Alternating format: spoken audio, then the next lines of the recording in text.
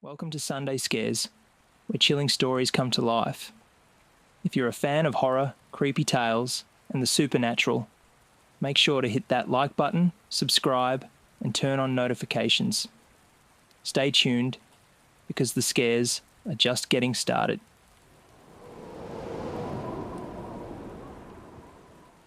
The woods felt ancient.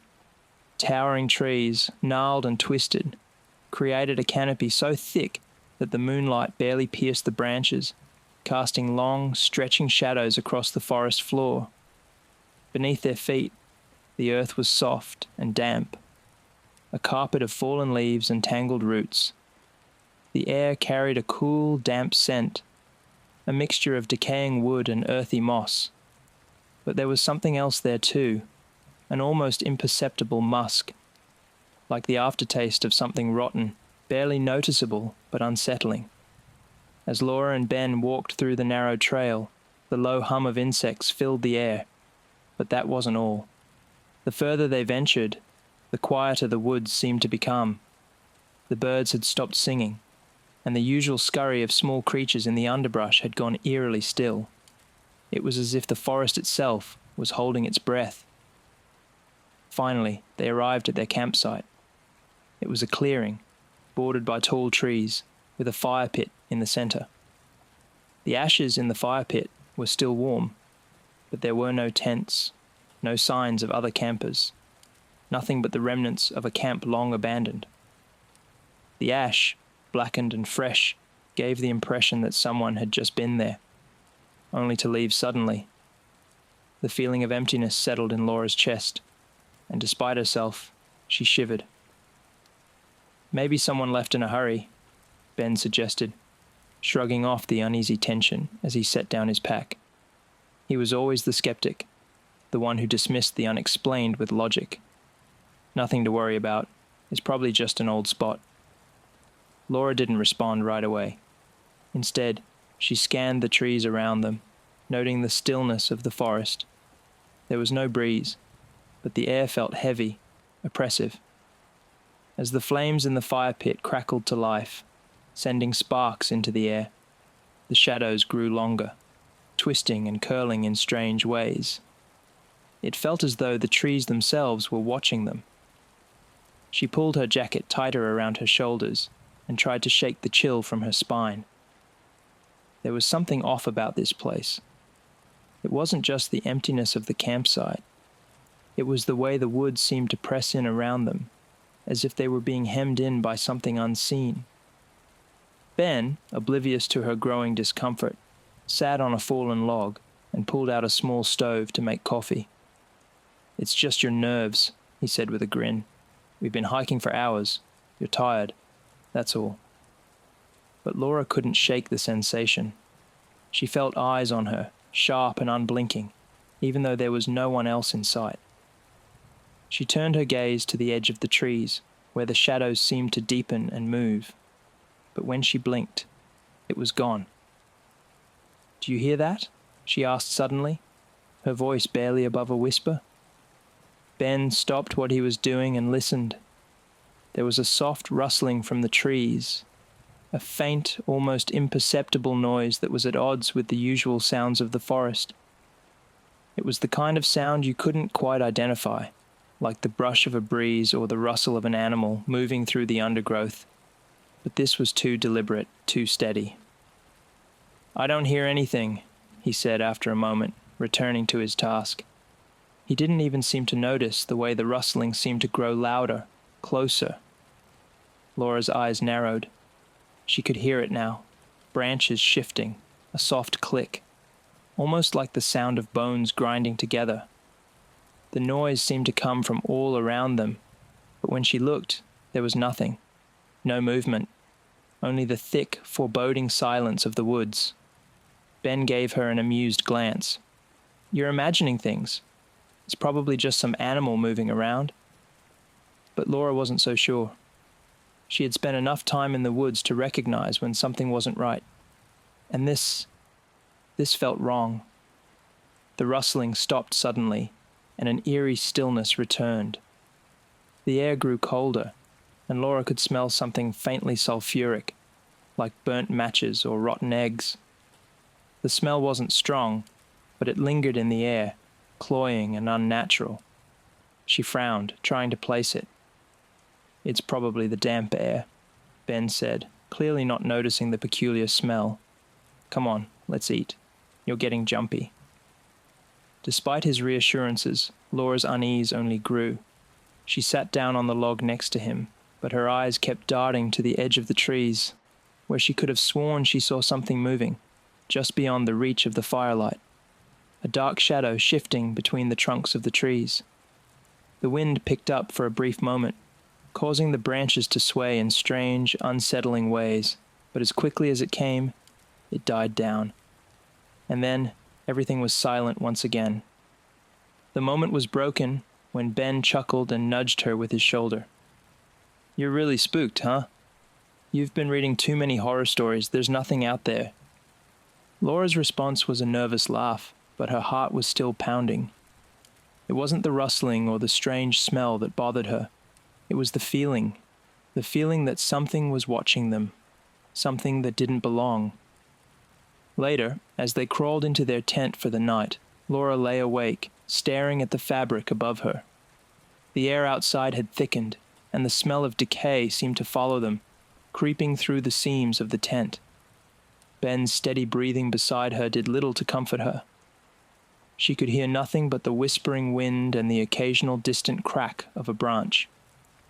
But it was the stillness that unsettled her. The absence of the normal sounds that filled the forest. No insects, no animals. And then, just as she was drifting into a restless sleep, a faint rustling stirred outside the tent. Closer this time, deliberate. A soft click. Her heart skipped a beat and she sat up, eyes wide, straining to hear. The sound grew louder, closer. Something was definitely out there watching. Then, the unmistakable screech. A sound unlike anything she'd ever heard before. A low, high-pitched wail that seemed to vibrate in the air itself. It was like metal scraping against stone, but it was distant, haunting. The hairs on her neck stood on end. She looked at Ben, but he was asleep, oblivious to the strange presence outside. Laura was too scared to move, too terrified to wake him. The sound faded, but the feeling, the sensation of being watched, lingered. It was too real, too close. The next morning brought no relief. The sun had risen high in the sky, but the air still felt heavy. The sky overcast, casting a grey pallor over the forest. The birds remained silent, and the forest still felt off.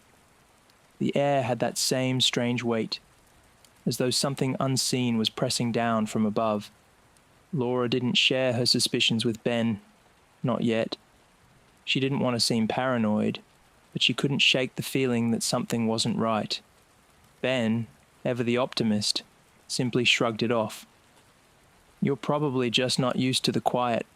It's an old-growth forest. Things can feel different." He didn't seem to notice how the shadows seemed to stretch longer than they should, or how the woods felt strangely empty, like the life had been drained out of them. As they set out to explore the area, Ben led the way, his footsteps firm and sure as he navigated through the dense underbrush. Laura followed, her eyes scanning the trees, the air thick with the smell of decay, faint but persistent. She had the strangest sensation that they weren't alone. Every time she turned a corner or glanced over her shoulder, she saw the flicker of movement at the edge of her vision, just out of reach. By mid-afternoon, they had reached an old cabin.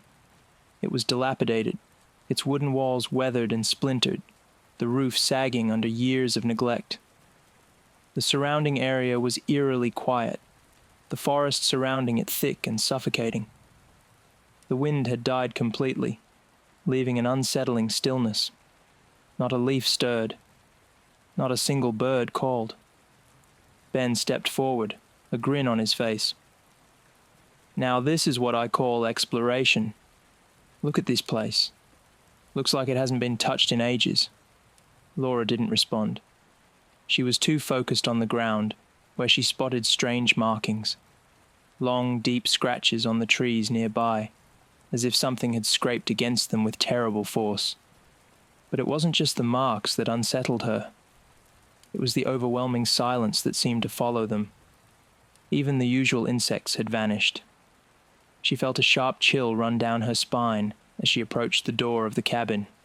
Inside, the air was stale, suffocating. Dust covered everything, the remnants of old furniture, rusted tools, broken furniture.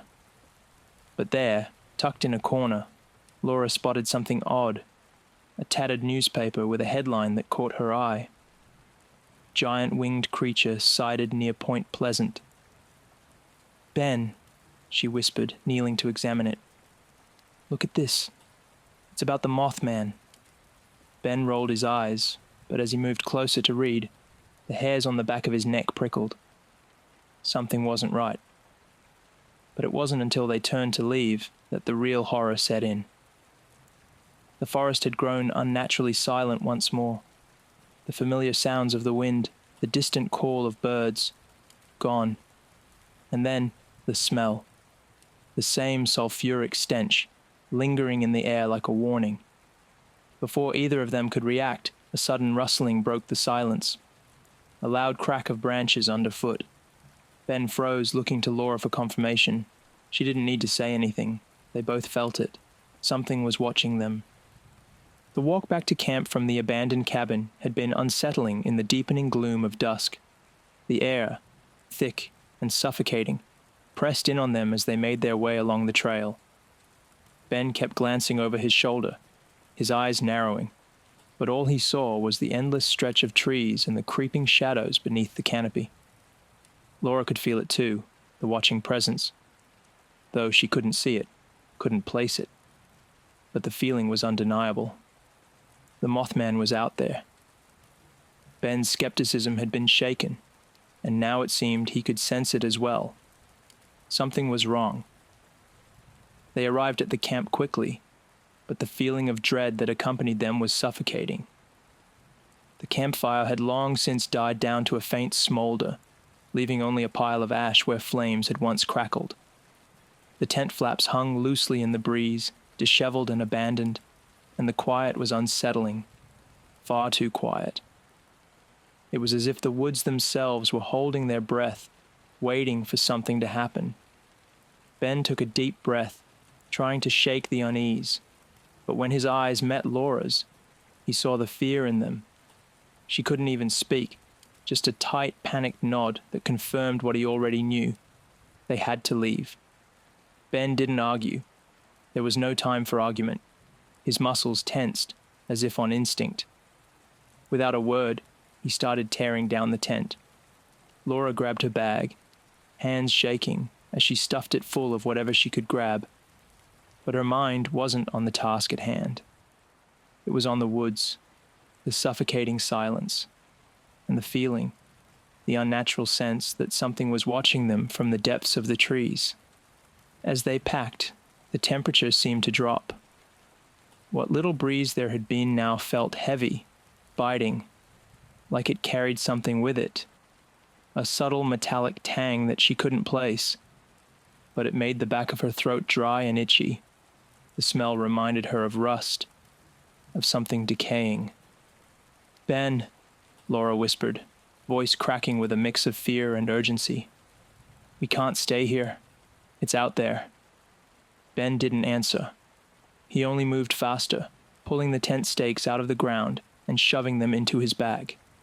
His eyes were fixed on the edge of the forest, his jaw tight. "I know. I saw it back at the abandoned cabin, but I didn't want to scare you. We must pack. Hurry," he muttered under his breath. The sounds of the woods, usually comforting to the couple after days of hiking, now felt ominous. The faint rustle of leaves in the trees, the snap of twigs underfoot, every noise seemed amplified, echoing in their ears. But there were no birds, no night insects, just silence.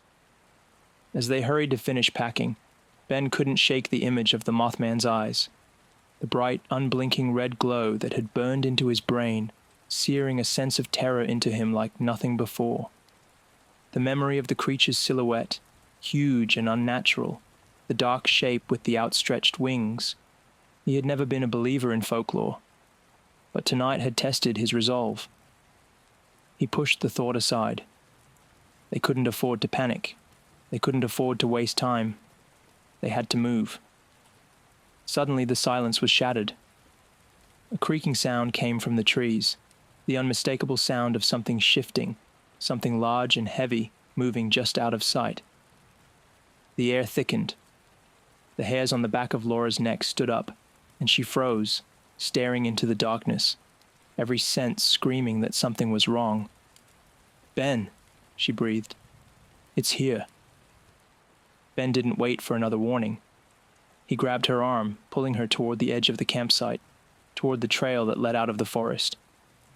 "Move," he said, his voice a low growl, filled with a mix of fear and urgency. They ran. The trail was steep, the ground uneven, and in the pitch black of the night, their only guidance was the dim flashlight that Ben held in his hand, cutting through the trees like a feeble weapon against the growing darkness. But the flashlight didn't feel like enough. Not nearly enough. Behind them, the woods had come alive. The creaking noise had grown louder, more deliberate. Something was following them. At first it was faint, just a rustling, a whisper in the underbrush. Then, as they pushed forward, the sound grew closer. Closer than they dared admit, like footsteps moving in time with theirs. The crunch of leaves underfoot, the snap of branches, the weight of each footstep too heavy, too close, too deliberate. Laura's breathing grew erratic. She could feel it. Something was right behind them. She dared a glance over her shoulder, and there it was, the faintest movement in the trees. A shadow, a figure, looming and large, almost unnatural in its stillness. Her heart skipped a beat, and she gasped. Red eyes gleamed in the darkness, only for a moment, but it was enough. That was all it took. The Mothman. The creature was toying with them. It was moving at its own pace, slowly, purposefully, almost as if it enjoyed watching them struggle. It didn't need to rush. It was confident. It knew they were helpless in its presence. Ben snapped his head back toward the path. "Keep moving, Laura," he growled, but his own voice faltered. Even he could feel the weight of it, the growing realization that the Mothman was stalking them, toying with them. The further they ran, the more the forest seemed to close in on them, the trees pressing in like walls. The ground beneath them seemed to shift, uneven, almost as if it were trying to trip them. Every step felt like it could be their last, but still, they pushed forward. There was no turning back now. They had to make it to the van. But the Mothman wasn't done. It screeched, the sound deafening, like metal dragging across stone. The noise was overwhelming, filling their ears, and sending an icy chill up Laura's spine. They rounded a bend in the trail, and for a moment, Laura thought she could see the clearing ahead. The van. But then the ground seemed to shift beneath her feet. She stumbled, tripping over a root hidden in the dark. Ben caught her just in time, pulling her upright, but their momentum had slowed. And the Mothman knew it. It was closer now, closer than it had ever been. Ben didn't look back. He was already pulling her forward, using every ounce of strength to get her to the clearing. His breath came in ragged gasps as they pushed through the thick underbrush, branches scraping at their arms and faces. But all he could think about was getting out of the woods, getting to the van. Finally, after what felt like an eternity, the trees opened up, and there it was. The van, parked at the edge of the woods, a faint glimmer of light spilling from the windows. Ben shoved the door open without hesitation. Laura tumbled inside, her heart racing in her chest. Ben followed quickly, slamming the door shut behind them. The engine roared to life as he slammed the gear shift into drive. The tires squealed as they tore through the dirt path, but neither of them cared about the noise. They drove, faster than they'd ever driven before, never looking back, their eyes fixed on the road ahead. The headlights cut through the trees like a sword, but in their hearts, they knew it wouldn't be enough. In the rearview mirror, the Mothman watched them go. Its glowing eyes burned through the darkness, and as they sped away, they knew it was still out there, watching, waiting. They weren't safe. Not yet. The drive back home felt endless. The quiet inside the van punctuated only by the hum of the engine and the occasional heavy sigh from Ben or Laura. They had fled the nightmare, but the weight of it was still with them, heavy, suffocating. The world outside their van looked ordinary, calm, and untouched by the terror they'd just survived. The trees, the hills, the open road, it all felt distant, as if they were in a different world entirely.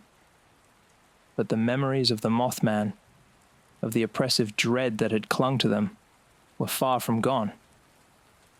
Ben kept his eyes on the road, his grip tight on the steering wheel. His thoughts raced, his mind grappling with the events that had unfolded. There was so much that didn't make sense. Had the Mothman been trying to help them? Had it been warning them of the wildfire? The questions spun in circles, and the answers seemed as elusive as the creature itself. Laura sat beside him, her face pale, her eyes distant. She had barely said a word since they left the forest. Her mind was clearly still processing everything they had seen and felt, but she had a nagging feeling, an unsettling sense, that the Mothman had been trying to tell them something. But what? She didn't know, and that uncertainty gnawed at her. When they finally arrived home, the comfort of their familiar surroundings didn't offer much relief. They were both too exhausted, too shaken by what had happened.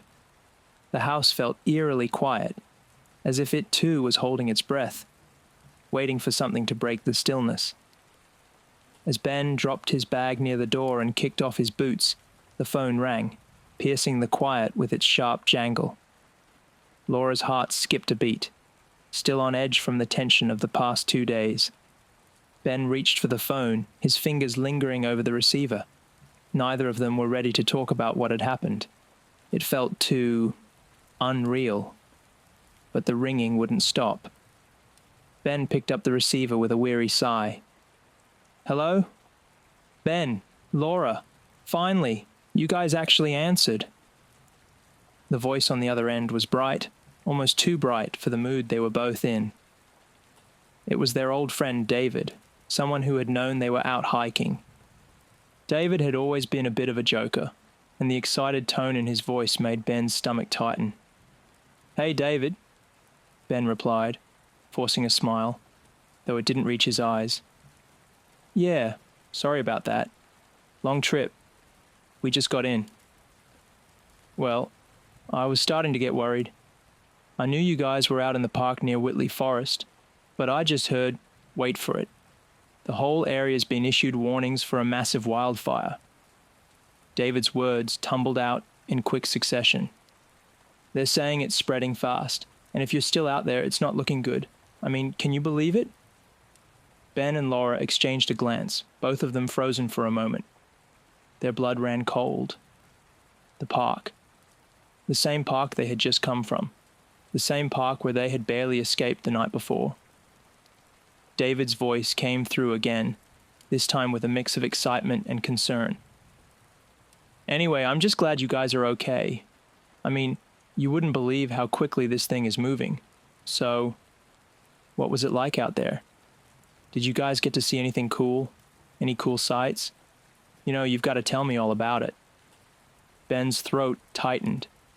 He wanted to say something, but the words wouldn't come. Everything they had seen, everything they had gone through. How could he explain that to David without sounding completely insane? And yet, how could he not? What they had survived couldn't just be written off as coincidence. The Mothman, the terror, the overwhelming sense that something more than a creature had been watching over them. It all led to one undeniable truth. They had narrowly escaped something worse than they could have ever imagined. David's voice pulled him from his thoughts. Ben? Laura? You guys still there? Laura finally spoke, her voice soft but steady. "David, you wouldn't believe us if we told you." Ben nodded, rubbing his face with his free hand. "Yeah, seeing really is believing. But we'll tell you. One day, but not yet." David laughed, clearly thinking they were joking. "Come on, you guys. Don't leave me hanging. What's the story? I've heard about crazy stuff happening out there before, but you've got me curious now." Ben glanced at Laura again, a fleeting moment of connection. They both knew what they had seen, what they had survived, and as much as they wanted to share the truth, there was a part of them that wasn't ready for it. Not yet.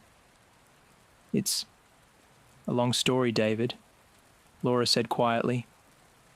"And it's not something we can explain in a couple of minutes. But trust us. We're never going back there." David's laughter faltered, his tone dropping to one of genuine concern. "Wait, what? You guys are serious? What happened?" Laura took a deep breath, her mind flashing back to the nights of terror, to the dark wings that hovered on the edge of their sanity. "Let's just say, sometimes you don't know how close you came to something worse until you get out. And sometimes the thing that scares you the most might be trying to save you." Ben finished for her, his voice barely above a whisper. "But David, it's real. All of it. We'll tell you more when we're ready, but for now, just trust us." There was silence on the other end of the line, then a soft exhale from David. All right, I get it. But you two better come over sometime soon. We need to talk more, okay? Take care of yourselves, all right?" "We will," Ben replied, his voice distant. "Thanks, David." As the phone clicked off, the couple stood in the quiet aftermath of the conversation, the weight of everything they had experienced, still fresh, still haunting them. They had barely escaped. But the questions remained. What had the Mothman been? A guardian? A harbinger? And why had it spared them? They didn't have the answers yet, but for now they could only hold on to the one truth that seemed to remain. They had lived to tell the tale. Whether anyone would believe it was another story entirely.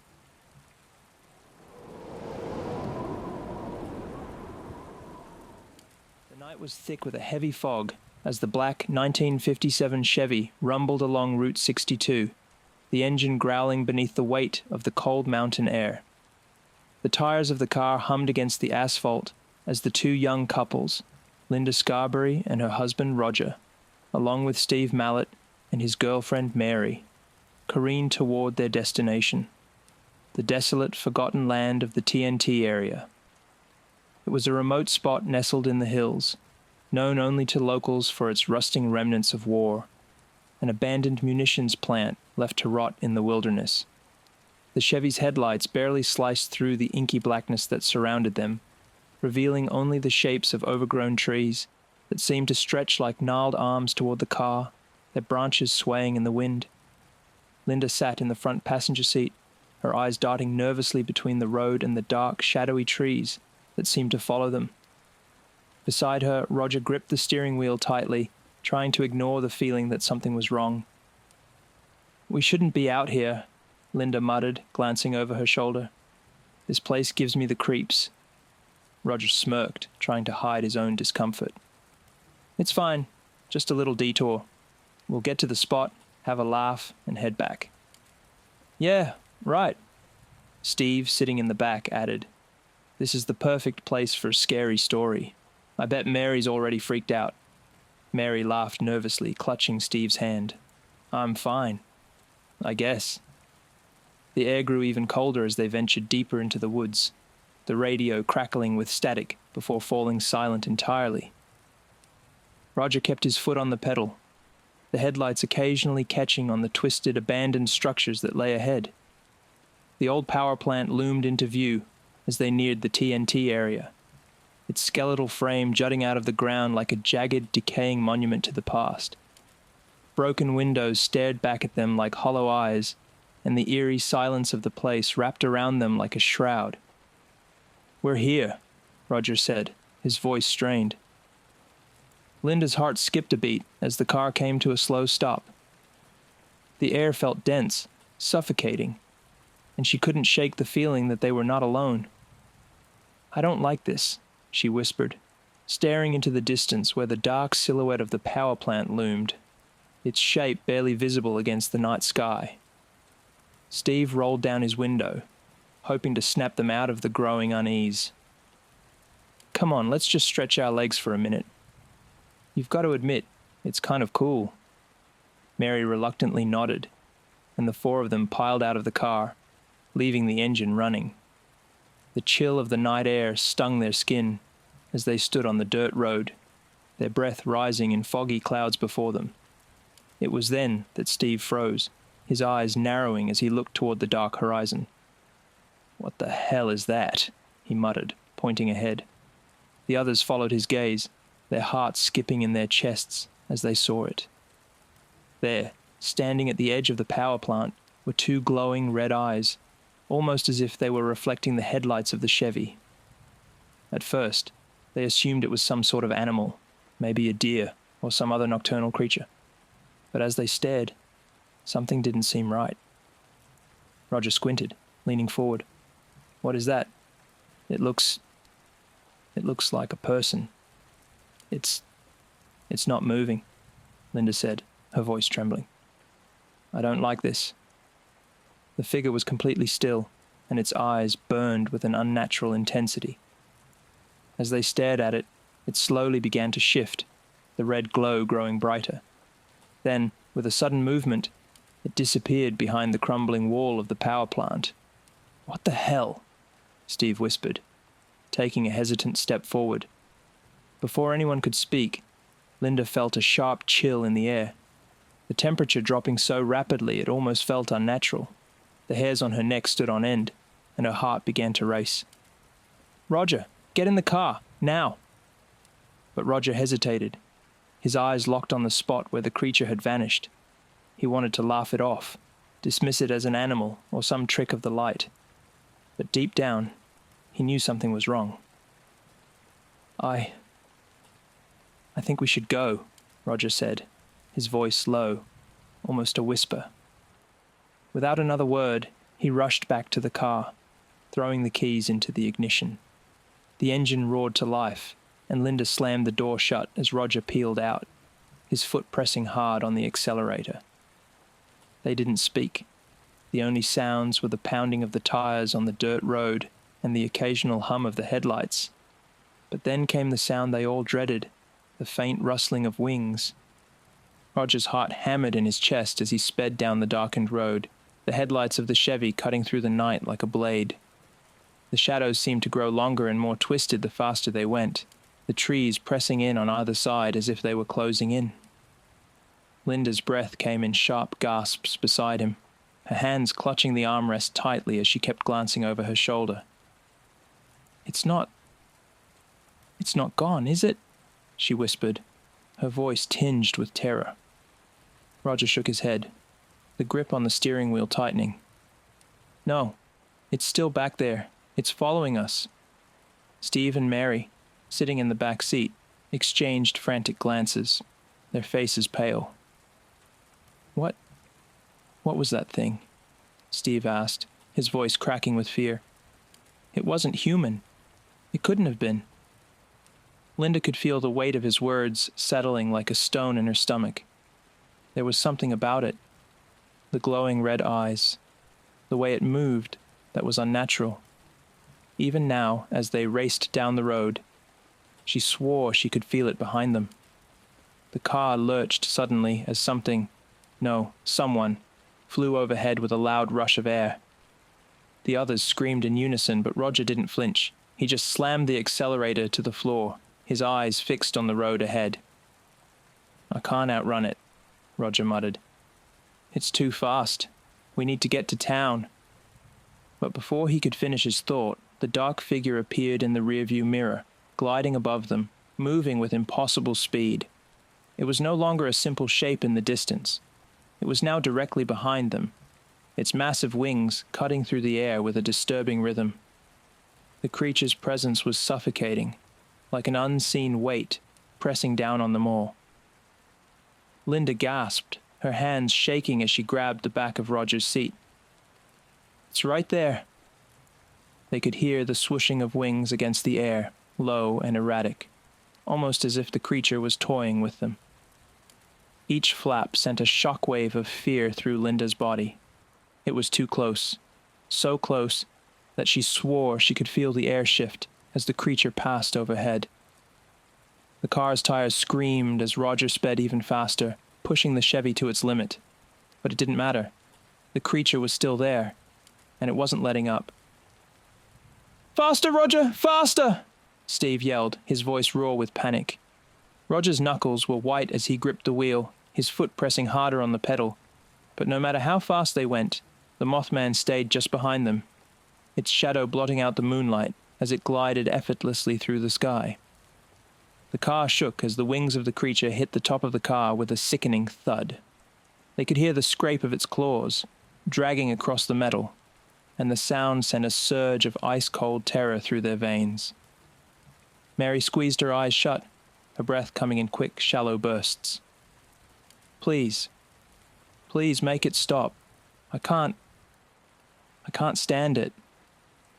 But there was no escape. The creature was relentless, its fiery red eyes burning through the darkness like twin beacons of malevolent force. Every time they glanced at the rearview mirror, the thing was there, its wings beating in a horrible rhythm that echoed in their skulls. And then, as if it had been waiting for the right moment, the Mothman made its move. With a terrible screech that sent shivers down their spines, the creature dove toward them. The car jerked violently as the thing collided with the back of the Chevy, its wings scraping across the trunk. Roger swerved in panic, almost losing control of the wheel as the rear-view mirror shattered under the impact. Linda screamed, her voice rising in terror. "It's attacking us!" The Mothman circled the car now, its wings unfurling to their full length as it hovered just above the road, the sound of its wings deafening. They could feel the wind of its movements rocking the car, threatening to send it off the road. Linda twisted in her seat, trying to see behind them. "It's getting closer." Her heart sank as she saw the Mothman's outline in the mirror, its massive wings folding and unfolding like the fabric of a nightmare. It was no longer just chasing them. It was hunting them. "We're not going to make it," Steve said, his voice hollow with fear. His eyes darted between the windows, looking for a way out, but there was none. The road stretched out endlessly before them, and the creature was still hovering, waiting for the right moment to strike. Roger's breath was shallow, his mind racing for any solution, any escape. "I've got an idea," he said, his voice tight with fear. "Hold on." Without warning, he swung the car off the road, heading toward a dirt path that led into a nearby field. The Chevy bounced and lurched over the uneven terrain, the tires kicking up dust and gravel. They could hear the Mothman's wings flapping behind them, but it didn't seem to be gaining. It was still following, but now there was a glimmer of hope that they might lose it in the open space. For a few moments, it seemed like they might actually make it. The Mothman was no longer right on top of them, but then, with a sickening thud, the creature slammed into the back of the Chevy again, this time knocking the car off balance completely. They careened sideways, sliding through the dirt until they were almost facing the wrong way. The car's engine sputtered, and for a moment everything went silent. Linda was gasping for breath, her face pale with terror. She turned to Roger, her voice barely a whisper. "What's happening? Why won't it leave us alone?" Roger didn't have an answer. He was frozen, staring at the dirt road ahead, waiting for the next blow to come. And then it came. The Mothman let out a horrible screech, louder than ever before. It sounded almost triumphant. It dove straight toward the Chevy once again. The car jolted, the tires squealing as Roger wrenched the wheel to the side, trying to regain control. The Mothman's screech echoed in their ears, louder than ever before, as its massive wings beat the air with terrifying force. It felt like the very earth beneath them was trembling with each of its movements. Linda's breath came in ragged gasps, her heart pounding as the creature's shadow loomed over them, a dark, oppressive presence. "It's not giving up," Linda whispered, her voice shaking. Roger didn't respond, his focus entirely on the road ahead. He was driving with a level of panic and determination that was barely keeping them from plummeting off the side of the field. His knuckles were white on the wheel, his foot stamping on the accelerator as they skidded through the dirt. He glanced in the rearview mirror, the blood draining from his face as he saw the glowing red eyes of the Mothman once again. "Hold on tight!" he shouted, slamming the car into a tight turn. The wheels screeched as they slid sideways, narrowly avoiding a massive tree that loomed in the path. But they weren't alone. The creature, with its wings folding and unfurling in the darkness, was still there, keeping pace with them as they barreled through the field. It was faster than any of them had expected, its movements unnaturally graceful, as if it were made to soar through the night sky without effort. "I don't think we can outrun it," Steve screamed, his voice rising in sheer panic. "It's toying with us." Linda could feel the heat of its gaze even as they sped away. The Mothman wasn't just chasing them anymore, it was hunting them, playing a twisted game. Every time they tried to escape, it was right behind them, its wings cutting through the air with unnatural precision. "We've got to do something," Mary cried from the back seat. "We can't just keep running." Linda's mind raced as she looked around, desperate for some kind of escape. In the distance, she saw a small cluster of trees. There was no time to reach town. They were too far from the safety of the roads now. The woods were their only hope. "Roger, head for the trees," she shouted, her voice raw with terror. "Get us to the woods. It'll lose us there." Without hesitation, Roger turned the wheel, swerving hard toward the line of trees. The car bounced through the field, rocks and dirt flying up in all directions. But the Mothman wasn't far behind. It let out another screech, and they could feel the wind from its wings whipping past them as it dove lower, its sharp claws scratching the top of the Chevy. As they neared the trees, the car jolted again, this time harder, the tires losing traction on the rough ground. They were too close, too desperate, and the Mothman was closing in. It was as if the creature was waiting for them to make a mistake, to give it an opening. Linda's heart was in her throat. They had to make it to the trees. They had to. Roger gritted his teeth, slamming the brakes and steering the car hard to the left.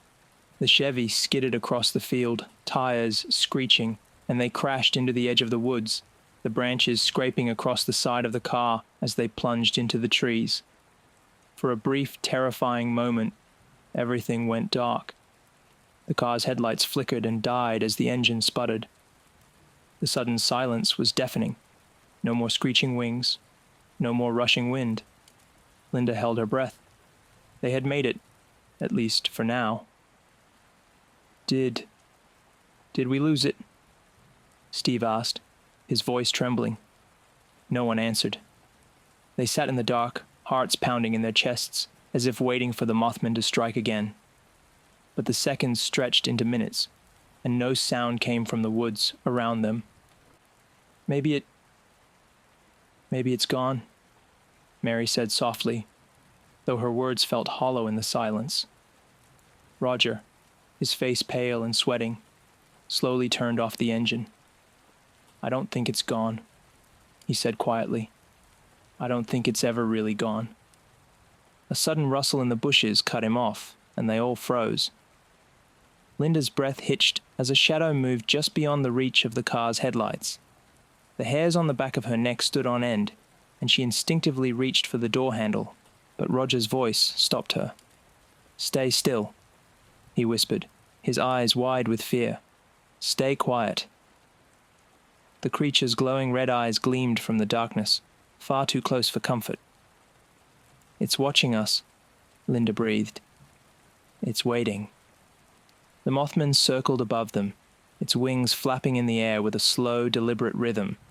It was closer now, almost as if it had been waiting for them to make a move.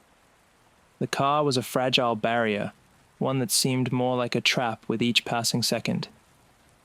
Linda could hear her heart thumping in her ears. Every second that passed felt like an eternity. And then, in the quiet darkness, they heard it. A deep, resonant thud, like something heavy landing nearby. The creature was no longer just above them. It was on the ground, moving toward them with terrifying stealth. Linda's pulse quickened. She knew what she had to do. "Roger," she whispered. "We have to move. It's not going to leave us alone.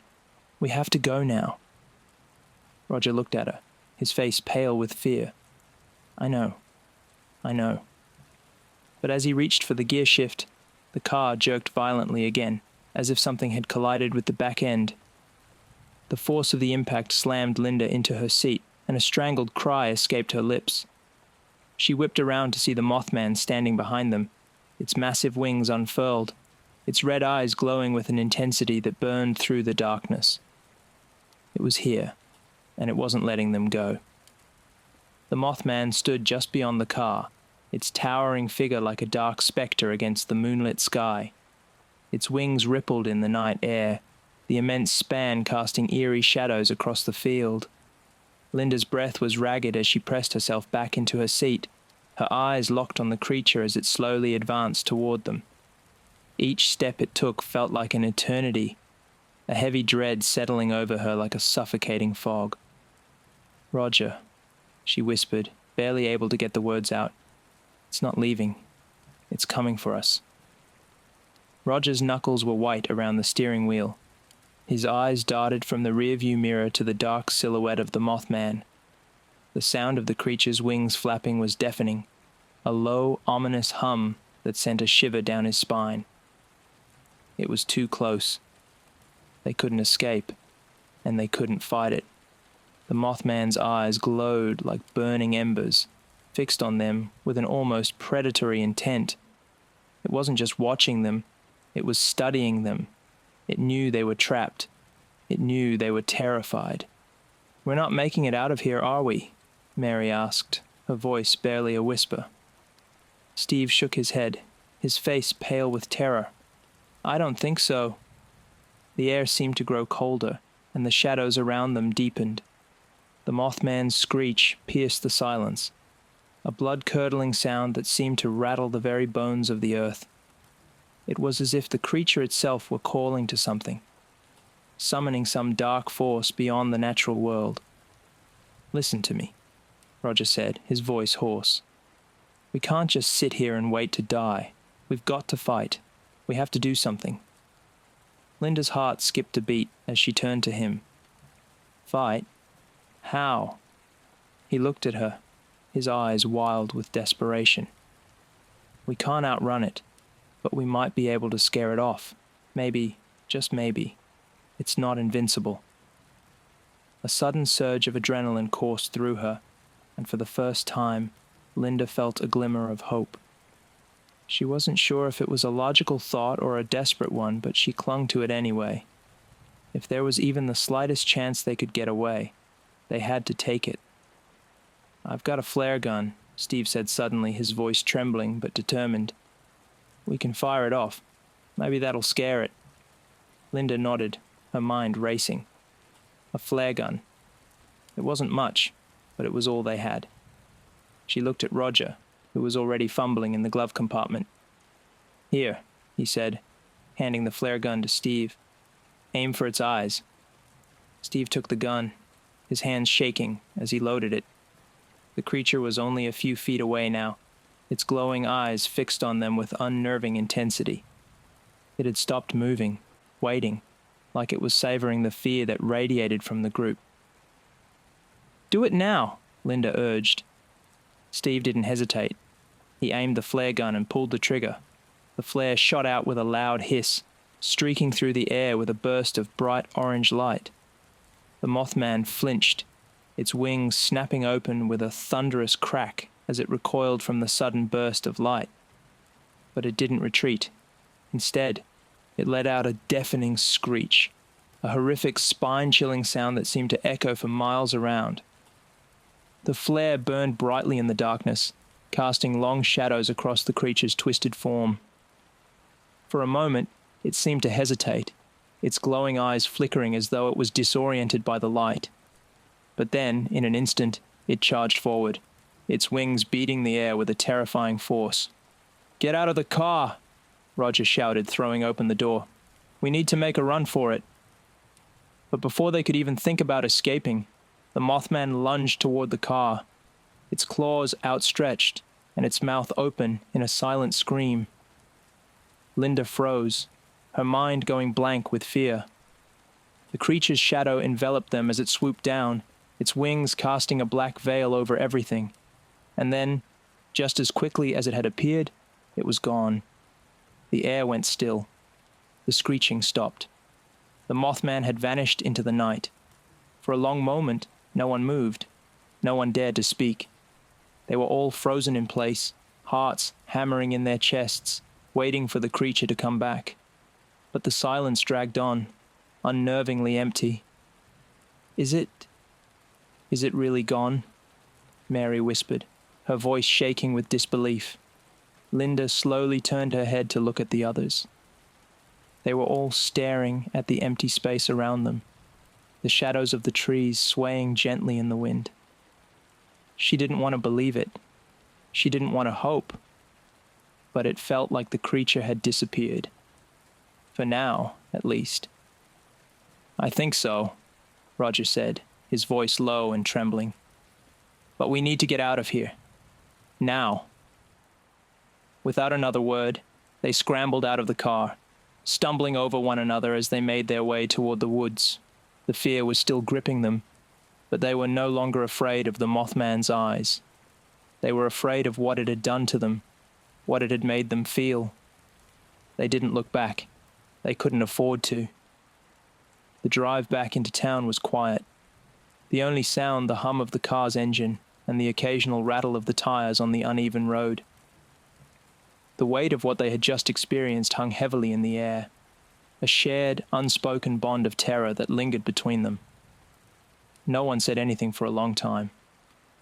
Finally, Steve broke the silence. "Do you think anyone will believe us?" Linda shook her head. "I don't know, but I don't care anymore. I just want to get home." They passed the familiar landmarks of Point Pleasant, each one seeming more foreign, more distant, as if they had entered some strange, dreamlike world where nothing was quite real. The sky was still dark, the streets eerily empty, as though the town itself was holding its breath, waiting for something to happen. As they pulled into the parking lot of Tiny's diner, Linda noticed a few cars parked nearby. People were still out, despite the late hour, driven by the same inexplicable compulsion to see what they had seen. Linda felt a pang of anger, a flash of resentment. How could they go on as if everything were normal? The group parked and made their way inside, where the flickering neon lights cast a harsh glow over the counter and the booths. The diner was nearly empty, save for a couple of locals chatting in a far corner. The moment they stepped inside, the smell of coffee and grease filled the air, but it didn't offer the comfort it usually did. It felt wrong. The waitress looked up as they entered, her eyes widening slightly at the sight of their pale faces and disheveled clothes. "You kids all right?" she asked, her tone laced with concern. Linda couldn't bring herself to speak. She didn't know how to explain what had happened, what they had seen. It felt like a nightmare that no one would ever believe. Roger finally spoke, his voice hoarse. "We need to talk to the police." Days passed since the encounter with the Mothman, but the terror lingered like a shadow over their lives. Linda, Roger, Steve, and Mary had gone their separate ways after their harrowing night, but none of them could escape the unshakable feeling that they were still being watched. It was as if the creature's gaze had never truly left them. The world seemed too quiet, too still, too normal.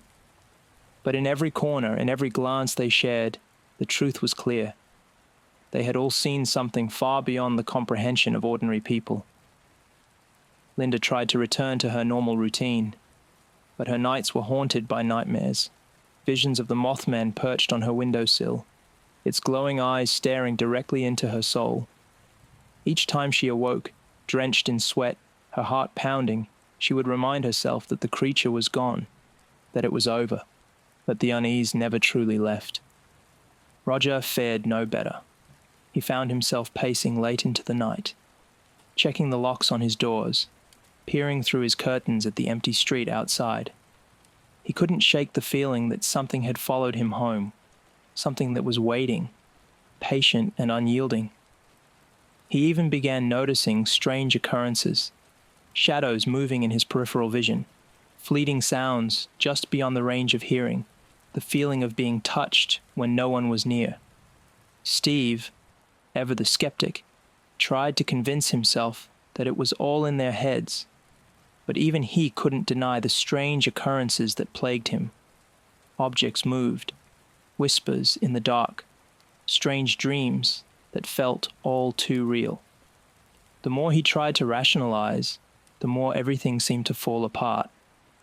He found himself avoiding the places he once loved, hiking trails, dark forests, and even the highways that led out of town. Mary, though, seemed to change the most. She became withdrawn, her eyes hollow and distant. She would sit for hours, staring out of windows, as though waiting for something to appear. It was as though the Mothman had infected her, had left something inside her that couldn't be shaken off. She spoke less and less, and when she did, her voice was distant, like she was talking to someone far away. One evening, Linda met Roger at Tiny's diner to try and make sense of everything. Neither of them had seen Steve or Mary in days, and the worry was starting to take its toll. "I don't know what to do anymore," Roger muttered, stirring his coffee absent-mindedly. "I keep thinking we'll wake up one day and realize this whole thing was a dream, but it doesn't feel like that. It feels real, too real." Linda sighed, glancing out the window at the empty streets. "It's like we're living in two worlds now, one where everything's normal, and one where, well, where the Mothman's real." The waitress, who had been serving them in silence, suddenly interrupted. "You know, you folks aren't the only ones who've seen it." Linda's head snapped toward her.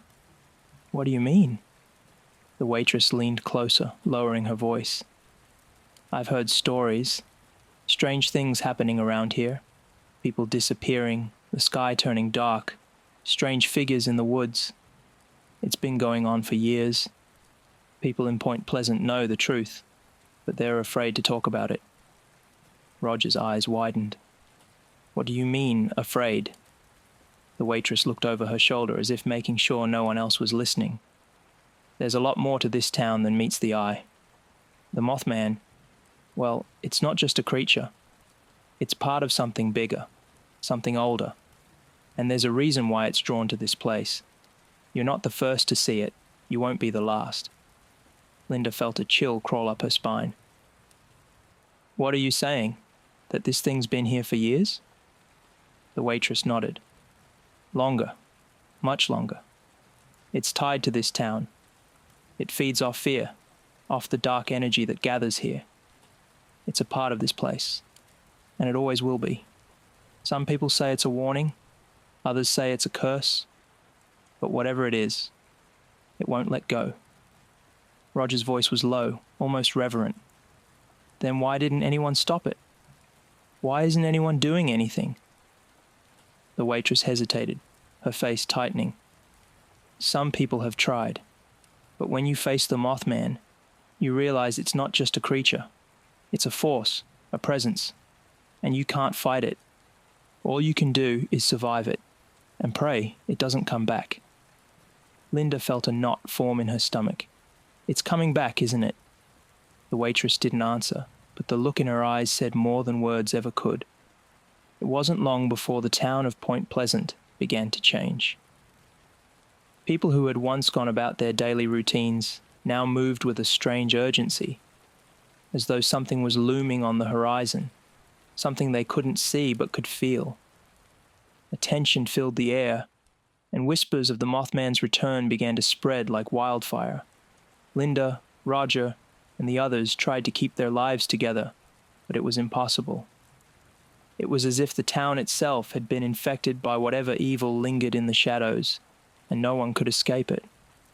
The creature's presence was inescapable, like an invisible weight pressing down on everyone. Every creak of the floorboards, every gust of wind, seemed to carry its name. And then, one night, it happened. Linda was alone in her apartment, staring out the window, when she saw it, a figure in the distance, standing by the trees.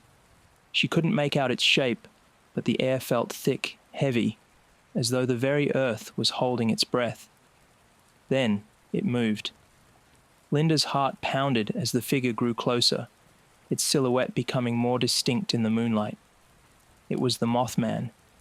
She could see its glowing eyes from across the street, its massive wings unfurled, rippling in the wind.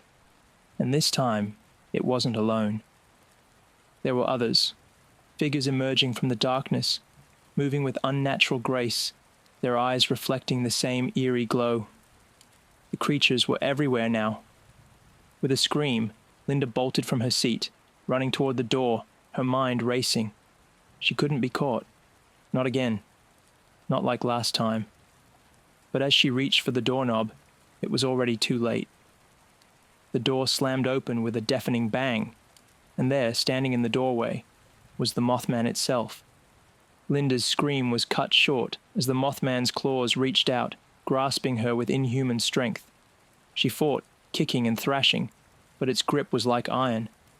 Then with a sudden burst of strength, Linda broke free, stumbling backward. The room seemed to spin as she scrambled to her feet, desperate to find any escape. But the Mothman wasn't interested in killing her just yet. It was toying with her, circling, waiting. And then, in a flash, it was gone. The creature vanished into the night, leaving Linda standing in the middle of her apartment, trembling, gasping for air. She didn't know what had just happened, but one thing was certain. The Mothman had returned. And it wasn't leaving until it had what it came for.